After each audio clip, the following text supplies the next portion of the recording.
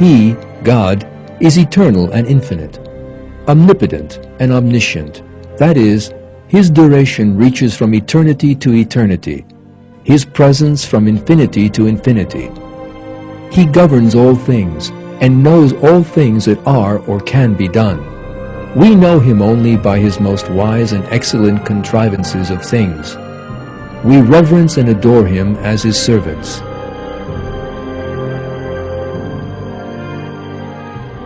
The great genius Pascal, the father of modern mathematics, said that, "But by faith we know His, God's existence. In glory we shall know His nature." Von Helmont, one of the leading figures of modern chemistry and the inventor of the thermometer, declared that science was a part of faith.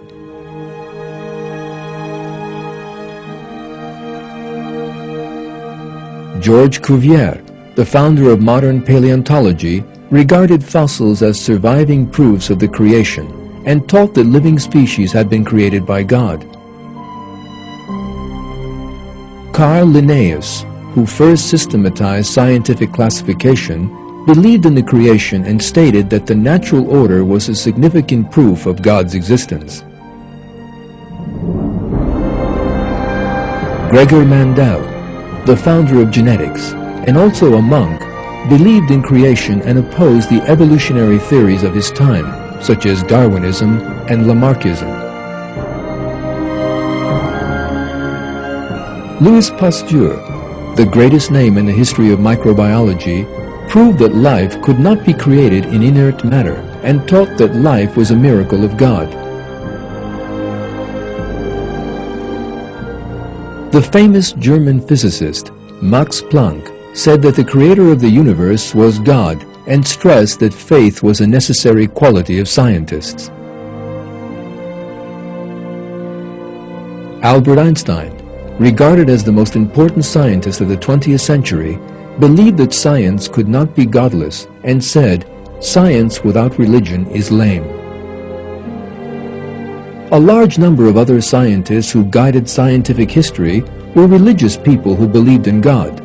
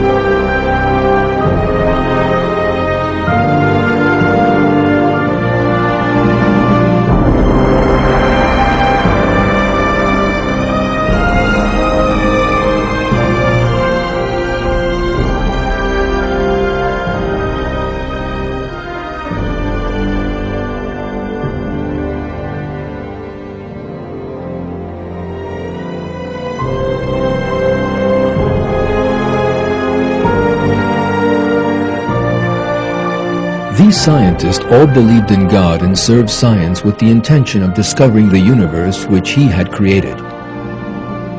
As God decreed in the Quran, they thought about the creation of the heavens and the earth and investigated in the awareness of God.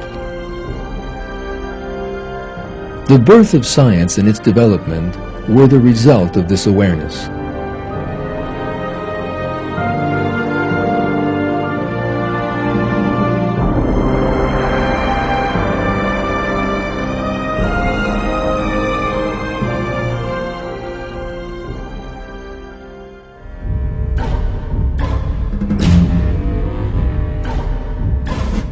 During the 19th century, however, this awareness was replaced by a fraud called materialism.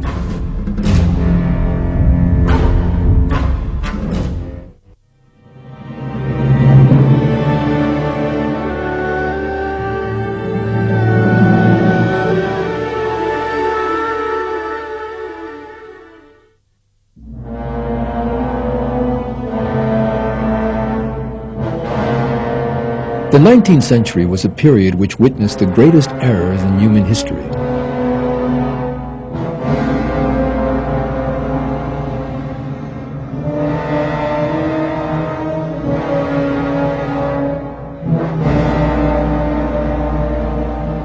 These errors began with the imposition of European thought of materialist philosophy and ancient Greek teaching.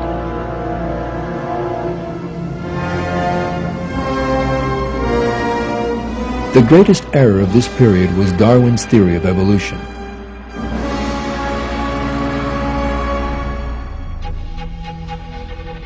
Before the birth of Darwinism, biology was accepted as a branch of science which provided evidence of the existence of God. In his book Natural Theology, the famous biologist William Paley maintained that, to the extent that every clock proves the existence of a clockmaker, natural designs prove the existence of God.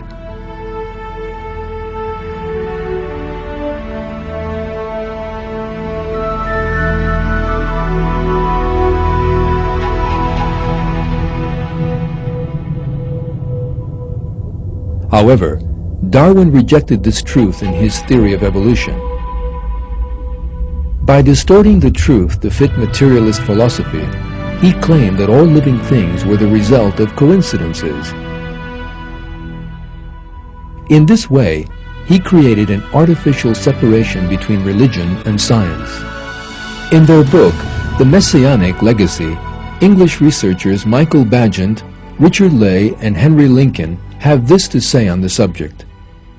For Isaac Newton, a century and a half before Darwin, science was not separate from religion, but on the contrary, an aspect of religion, and ultimately subservient to it.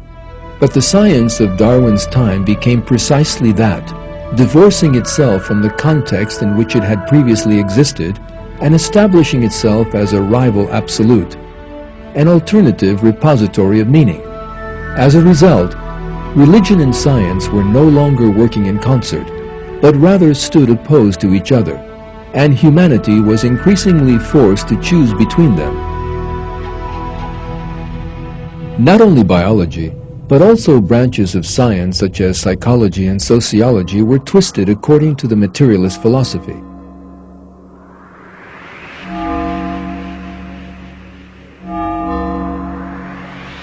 Astronomy was distorted according to the materialist dogmas of ancient Greece.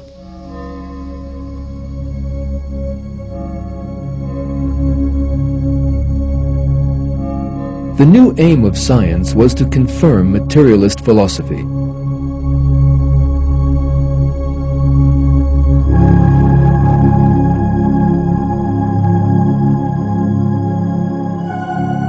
These incorrect ideas have dragged the scientific world into a dead end for the past 150 years.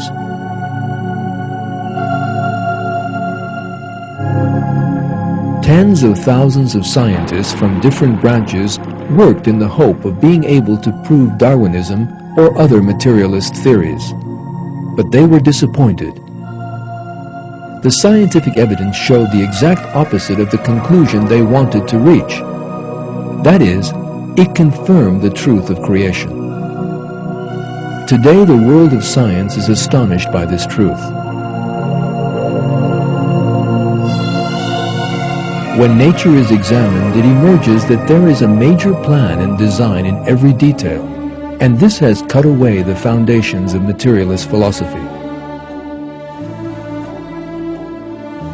For example, the extraordinary structure of DNA shows scientists that it is not the result of an accident. The DNA in a single human cell contains enough information to fill a whole 900-volume encyclopedia.